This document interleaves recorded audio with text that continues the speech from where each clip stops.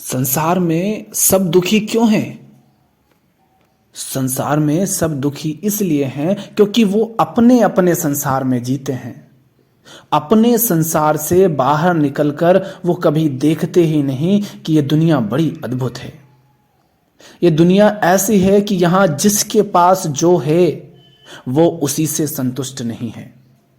जो चाहते थे वे अगर नहीं मिले तो दुख, जो चाहा वह अगर मिल गया तो दुख, जो चाहते थे वह ना मिला तो इस बात का दुख कि मिला नहीं, और जो चाहा वह अगर मिल गया तो उसके मिलने से ही उसकी व्यर्थता पता चल गई।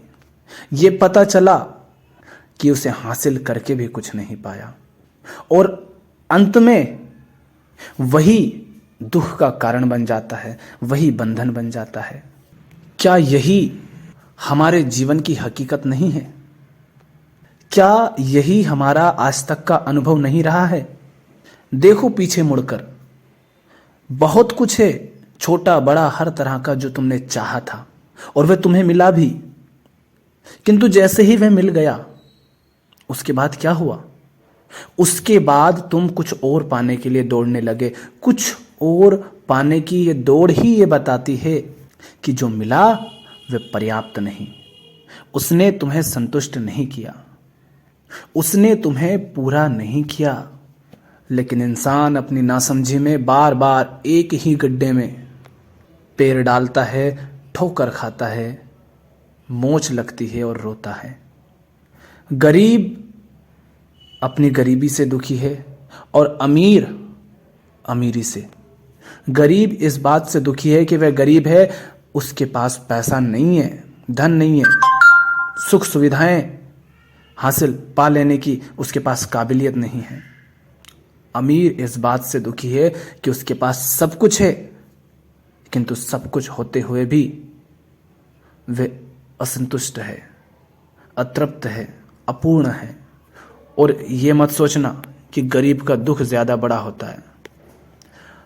एक बार को गरीब का दुख अमीर जान सकता है कि गरीब के पास ये चीजें नहीं है, तो बस वो इस बात से दुखी होगा, किंतु अमीर का दुख गरीब नहीं जान सकता।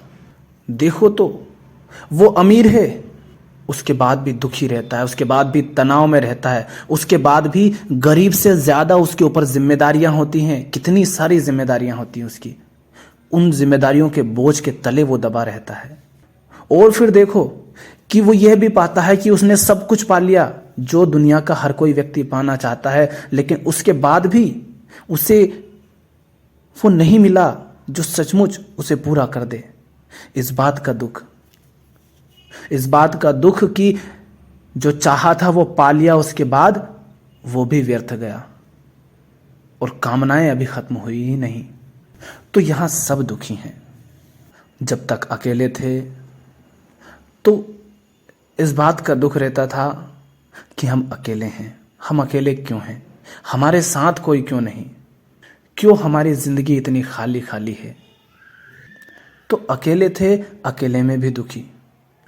और फिर जीवन में भीड़ आ जाती है तो पाते हो कि भीड़ आते ही शोर और अधिक बढ़ गया, भीड़ आते ही और अधिक बोझ बढ़ गया, भीड़ के आते ही और अधिक दुख और अधिक बंधन बढ़ गए। जिंदगी के 100 टुकड़े करके हमने देखे हैं, एक में भी तन्हा थे, 100 में भी अकेले हैं। अकेले थे तो भी तन्हा थे, अकेले थे तो भी दुखी थे, और 100 हो गए तो भी वही हाल है और बुरा हाल है। जिंदगी के 100 टुकड़े करके हमने देखे हैं, जिंदगी को 100 दिशाओं में लगा लगा कर हमने देख लिया, लेकिन हमने पाया कि कुछ मिलता नहीं। जो चाहा वो मिल जाए, उसके बाद भी कुछ मिलता नहीं। चाह वैसी की वैसी बनी रहती है। ये कैसी अंधी दौड़ है हमारी, यही हमारा दुख है। इसीलिए संसार में हर कोई दुखी है। बस वो इसीलिए दुखी है क्योंकि वो इस खेल को समझता नहीं, वो अपनी ही दुनिया में जीता है, वो संसार के रंग को देख नहीं पा रहा। जिनका विवाह नहीं होता, देखो उनको कैसे वो नारियल चढ़ाते हैं, मन्नतें मांगते हैं, उनको देखो वो कैसे अपने आप के प्रति, स्वयं के प्रति हीन भावना से भर जाते हैं कि जैसे मुझ में कोई कमी है, मुझ में कोई खोट है, मुझसे कोई स्त्री या पुरुष क्यों नहीं बोलता, क्यों नहीं बात करता, मेरा विवाह क्यों नहीं हो रहा। तो जिनका विवाह नहीं होता वो इस बात से परेशान कि मेरा विवाह क्यों नहीं हुआ, और जिनका विवाह हो गया जाकर पूछो उनसे, अगर वो ईमानदार होंगे तो वो बताएंगे कि जैसे आज तुम अविवाहित होने के कारण दुखी हो और ये तुम्हें आशा है, ये तुम्हें भ्रम है कि विवाह हो गया तो जीवन में खुशियां ही खुशियां हो जाएंगी, ऐसे ही हम भी सोचते थे, हमारी भी यही कल्पना है। वो बताएंगे तुम्हें कि जैसा तुम सोच रहे हो ना कि विवाह कर लेंगे तो लड्डू मिल जाएंगे, पर विवाह करके हमने देख लिया लड्डू मिलते नहीं है। एक लड्डू जो मिल रहा था उसकी भी लानत पड़ जाती है और उसके लिए भी दिन रात खपना पड़ता है। हमने सिर्फ लड्डू देखा, लड्डू के बदले जो कीमत हमें चुकानी होती है वो हमने नहीं देखी। जैसे मछली सिर्फ उस कांटे में लगे हुए उस भोजन को देख लेती है लेकिन कांटे को नहीं देखती, इसीलिए बंधन में फंस जाती है और फिर मारी जाती है। इसी तरह हमें लड्डू दिखाई देते हैं, हमें बस वो दिखाई देता है जो हम चाह रहे हैं, लेकिन उसके पीछे एक बहुत भारी कीमत चुकानी होती है, हम उसे नहीं देखते और फिर उससे के लिए दिन रात अपना सारा जीवन लगा देते हैं, सब कुछ उसी को सौंप देते हैं और अंत में पाते हैं कि जो पाया वह बहुत छोटा है, लेकिन उसके साथ जो जिम्मेदारियां आई, जो बोझ आया, जो बंधन आया, जो दुख आया वो बड़ा भारी है। इसलिए इंसान संसार में दुखी है। तो ये मत सोचना कि तुम्हारे पास कुछ नहीं है तो तुम्हें दुख है और जिसके पास वो सब है वो सुखी है। नहीं, यहां कोई सुखी नहीं है अगर वो अज्ञान में जी रहा है। अगर वो इस तरह जी रहा है कि कुछ पालूंगा तो खुश रहूंगा, तो सुखी रहूंगा, तो वो कभी सुखी नहीं हो सकता। तुमने देखा है नौकरी नहीं मिलती है तो उस इंसान की हालत कैसी हो जाती है, खुद को वो कितना गया बीता हुआ समझता है, अपने प्रति वो घृणा से भर जाता है। पर क्या कभी तुमने उनके चेहरों को भी देखा है जिन्होंने नौकरी पाली है?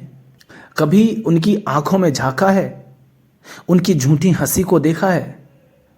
नहीं, हम इतने निकट से उनको देखते ही नहीं। हम तो दूर से बस उनके महल देख लेते हैं, उनकी गाड़ियां देख लेते हैं, उनके कपड़े, उनकी घड़ी देख लेते हैं। पर कभी ये सोचा कि घड़ी क्यों बांधनी पड़ती है? ताकि समय से वो सब करना पड़े जिसके लिए उन्हें अब बंधक बना लिया गया है। समय में जीना ही तो दुख है और वो समय से बंध चुके हैं और तुम्हें लगता है कि ये बड़ा अच्छा काम किया, अच्छा हुआ उनके साथ। नहीं, अब वो समय में बंध गए। आनंद तो समय के परे जीने में है, समय से मुक्त हो जाने में है। जहां समय देखने की आवश्यकता ही ना रहे वहां आनंद है, वहां सुख है। पर वो समय में बन जाते हैं और तुम्हें लगता है कि उनके साथ बहुत अच्छा हुआ है और तुम भी वैसा होने का प्रयास करते हो। तो जिसको नौकरी नहीं मिलती, जिसको धन नहीं मिलता, तो वो इस बात से परेशान होता है कि ये मिला नहीं, और जिसको वो सब मिल जाता है वो मिल जाने के कारण ही वो पाता है कि जिस नौकरी के लिए हमने दिन रात एक कर दिए, जिंदगी चार दीवारी में बिता दी, हमारी सारी जवानी जिसमें हमने लगा दी, आज हम पाते हैं कि वही हमारे तनाव का, हमारे सिर दर्द का कारण बनी हुई है। कभी सोचते नहीं हो कि लोग नौकरियां क्यों बदलते रहते हैं? और तुम कई बार बहुत खुश होते हो। कोई व्यक्ति अगर अपनी 10 नौकरियां बदल चुका है तो उसके पास बहुत सारी डिग्रियां हैं तो बड़े खुश होते हैं। कभी ये सोचा इतनी सारी क्यों पा रहा है भाई? क्यों जिंदगी उनके पीछे लगा रहा है? इसलिए क्योंकि उस एक से वो संतुष्ट ही नहीं है और हम बड़े खुश हो जाते हैं कि देखो 10 डिग्री है। उस एक के लिए उसने जी जान लगा दी, पर उससे कुछ नहीं मिला तो उसको लगा दूसरी पालू, शायद उससे कुछ मिल जाए। एक नौकरी में वो नहीं मिला जो चाहा था, उसे लगा कि दूसरे में मिल जाएगा तो वो दूसरी की तरफ दौड़ चला।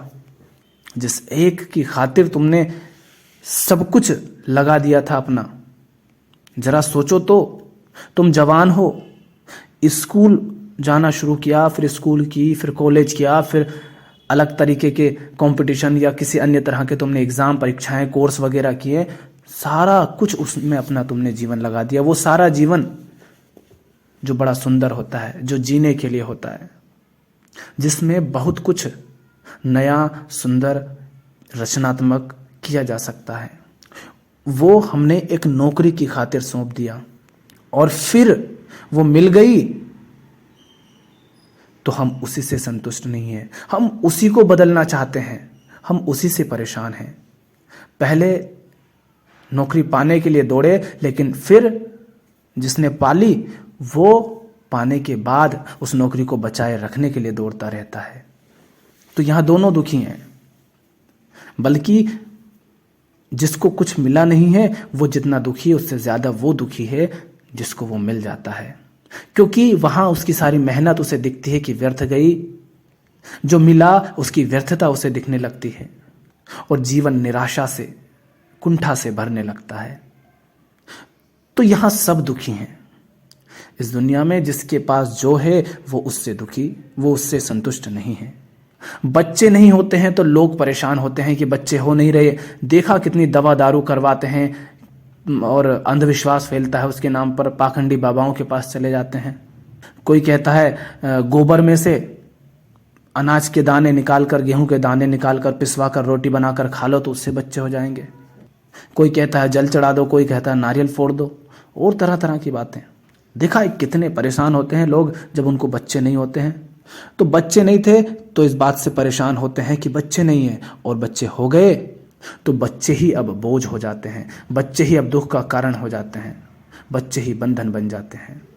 बच्चे नहीं थे तो परेशान, बच्चे हैं तो परेशान। यहां कोई भी उससे संतुष्ट नहीं जो उसके पास है। जो मिल जाता है इस संसार में वही व्यर्थ हो जाता है, क्योंकि तुम्हें जो चाहिए वो कुछ हासिल करके नहीं मिलेगा। जो कुछ हासिल करने के लिए दौड़ रहे हो उसकी व्यर्थता जान लेने के बाद वो मिलेगा। और उसकी व्यर्थता इस संदर्भ में नहीं कि वो वस्तु व्यर्थ है। धन की व्यर्थता जानने का अर्थ ये गलत मत लगा लेना कि धन व्यर्थ है, नहीं। धन व्यर्थ है इस अर्थ में कि तुम्हें जो चाहिए उसके लिए धन उपयुक्त नहीं है। तुम्हें संतुष्टि चाहिए, तुम्हें मौन चाहिए, तुम्हें एकांत चाहिए, तुम्हें प्रेम चाहिए, तुम्हें सुख आनंद चाहिए, तुम्हें मुक्ति चाहिए। क्या धन से मुक्ति मिलेगी? क्या धन से आनंद मिलेगा? नहीं, धन तुम्हें मुक्ति नहीं दे सकता है। हाँ, संसार की चीजें दे सकता है, संसार के बंधन काटने में तुम्हारी सहायता कर सकता है, संसार की आवश्यकताओं की पूर्ति करने में जरूर वो तुम्हारे लिए मददगार हो सकता है। पर जो मौज होती है, जो बेपरवाही होती है, वो धन से नहीं मिलती। धन रोटी खरीद देगा किंतु भूख धन से नहीं मिलेगी, नहीं मिटेगी। तो यहां जो मिल जाता है वही व्यर्थ हो जाता है। फिर तुम उसके पीछे दौड़ते हो जो किसी और के पास है लेकिन तुम्हारे पास नहीं है। संसार है, इंद्रियां हैं, शरीर है, सब कुछ दिखता है। आज तो दुनिया भर में इतना कुछ है पाने को। तो जो मिल गया उससे तुम्हें संतुष्टि मिली नहीं, वो व्यर्थ हो गया, और अब तुम उसे पाने के लिए दौड़ जाते हो जो किसी और के पास है। और तुमने ये देखा कि तुम उसी चीज को पाने के लिए दौड़ते हो जो तुम जान लेते हो कि हाँ ऐसा कुछ होता है और किसी ना किसी के पास वो है तुम्हारे आसपास। नहीं तो दुनिया में तो बहुत कुछ है, तुमसे बड़े बड़े अमीर लोग हैं। क्या तुम उन सब चीजों को खरीदने जाते हो? नहीं जाते। तुम किससे तुलना करते हो? तुम तुलना करते भी हो तो अपने आसपास वालों से। बहुत दूर का कोई होगा तुम उससे तुलना नहीं करोगे, बहुत ऊपर कोई बैठा होगा तुम उससे तुलना नहीं करोगे, तुम तुलना करते हो अपने आसपास वालों से। तो जो मिला वो व्यर्थ गया। अब तुम उसके पीछे दौड़ रहे हो जो तुम्हारे पास नहीं है लेकिन किसी और के पास है। वो तुम्हारी जरूरत नहीं है, वो तुम्हारी आवश्यकता, नीड नहीं है, लेकिन वो किसी और के पास है। मेरे पास क्यों नहीं है? शायद वो पालूं तो संतुष्टि मिल जाए, फिर तुम उसके पीछे दौड़ते हो। तुम ये जानते ही नहीं हो कि जिस चीज को किसी और व्यक्ति के पास देख करके तुम उसकी तरफ दौड़ रहे हो, उसे हासिल करना चाहते हो, उसे पाना चाहते हो, उससे तुमने उम्मीदें जोड़ ली हैं, वह चीज उसको मिली हुई है जिसके पास तुमने देखा है, लेकिन उसके बाद भी उसकी दौड़ खत्म नहीं हुई है। उसके बाद भी वो कहीं और किसी और चीज के पीछे दौड़ चला जा रहा है। जिसके जैसा होने के लिए तुम प्रयास कर रहे हो, जिसके जैसा बन जाने के लिए तुम मरे जा रहे हो, ये सोच करके कि वो बन जाऊंगा तो संतुष्ट हो जाऊंगा, पूर्ण हो जाऊंगा। जरा ये तो देखो कि वो किसकी तरह बनने का प्रयास में लगा हुआ है। जिसकी तरह तुम बनना चाहते हो वो किसी और की तरह बनने का प्रयास कर रहा है। क्यों कर रहा है? क्योंकि वैसा होकर जैसा वो है वैसा होकर के वो भी संतुष्ट नहीं है। लेकिन तुम्हें लगता है कि मैं वैसा हो गया तो मैं संतुष्ट हो जाऊंगा। इसीलिए संसार में हर कोई दुखी है। तो दुख यही है कि अभी जो हूं उससे कुछ और हो जाऊं तो सुख मिल जाएगा। मत करो इस बात का इंतजार कि ऐसा कुछ हो जाएगा तो सुखी हो जाऊंगा। मत सोचो कि जो चाहते हो वो मिल गया तो तुम पूरे हो जाओगे, संतुष्ट हो जाओगे। चाह कर यहां कोई पूरा नहीं होता। चाहते होती ही हैं, तुम्हें दौड़ाने के लिए हैं। चाहते ही तो हमें भटकाती हैं। तुम्हें तो ये जान लेना है कि ये सब कुछ तुम्हें पूरा नहीं कर पाएगा और आप पूरे हो ही। आप पूरे हो ही, बस चाहते ही बंधन है। चाहतों से मुक्त नहीं होना है, पूर्ण होने की जो चाह है उससे मुक्त होना है।